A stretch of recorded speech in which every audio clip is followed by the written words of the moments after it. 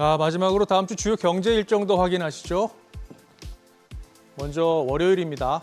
중국 최대 쇼핑 행사 가운데 하나인 광군절입니다. 11월 11일, 이 숫자 1이 4개나 겹쳐 있는 날인데 혼자인 사람들, 즉 빛나는 싱글들을 위한 날이란 뜻입니다. 중국 온라인 쇼핑 플랫폼 알리바바가 만든 날이죠. 쇼핑으로 외로움을 극복하자는 마케팅 전략입니다.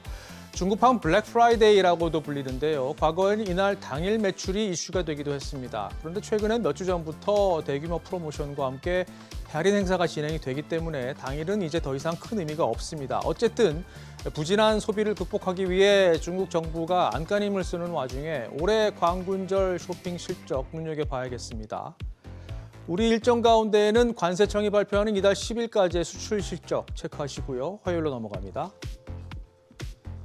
석유 수출국 기구 오펙의 월간 원유 시장 보고서가 나옵니다. 수요 전망이 중요한데요. 10월 보고서에서는 올해 전 세계 석유 수요가 하루 평균 193만 배럴 증가할 것이라는 예상이 나왔습니다. 석 달 연속 전망치가 하향 조정된 건데요. 불안한 중동 정세에 연말까지 자발적 감산 조치가 연장된 상황을 감안하면 이번 수요 전망에 따라 국제 유가가 또 흔들릴 가능성이 있습니다. 유럽 경제연구센터가 발표하는 이번 달 독일 경제 전망 지수도 참고할 만한 지표고요. 실적은 미국 최대 주택용품 판매 업체 이 홈디포가 지난 분기 성적을 발표합니다. 경기 흐름을 보여주는 실적 가운데 하나인데 개선됐을지가 관심입니다. 2분기까지 고금리에 미국 주택시장이 얼어붙으면서 매출 부진의 터널에서 빠져나오지 못했는데 미 연준의 9월 금리 인하 이후 시장이 살아나기 시작했고 이에 따라 홈디포 실적도 나아졌을 것이란 기대감이 큽니다. 지켜보시죠. 수요일로 넘어갑니다. 다음 주 가장 주목되는 지표죠. 미국의 지난달 소비자 물가지수가 나옵니다. 최근 기대만큼 빠르게 떨어지지 않고 있는 게 미국의 인플레이션인데요. 상승률이 2%대에 진입하긴 했지만 식료품 가격과 주거비 상승이 계속해서 발목을 잡고 있습니다.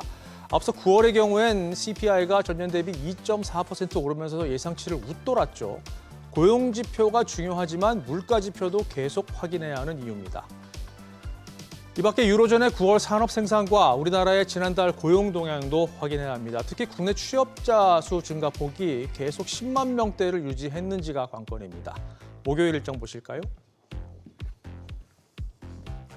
미국의 인플레이션 상황을 알 수 있는 또 하나의 지표가 나옵니다. 지난달 생산자 물가인데 물가 선행 지표죠.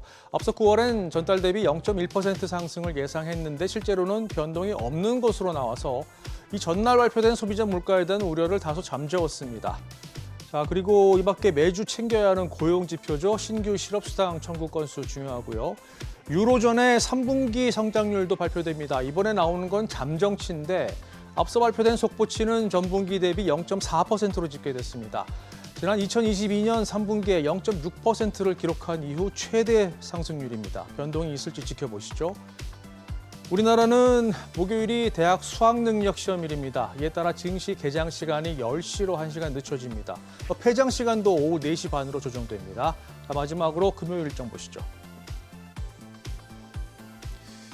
미국의 지난달 소매 판매 집계가 나옵니다. 아시다시피 미국 경제의 3분의 2는 소비가 차지하는데 이날 나오는 수치가 최근 미국 경제의 강한 흐름을 또 확인시켜 줄지 주목됩니다.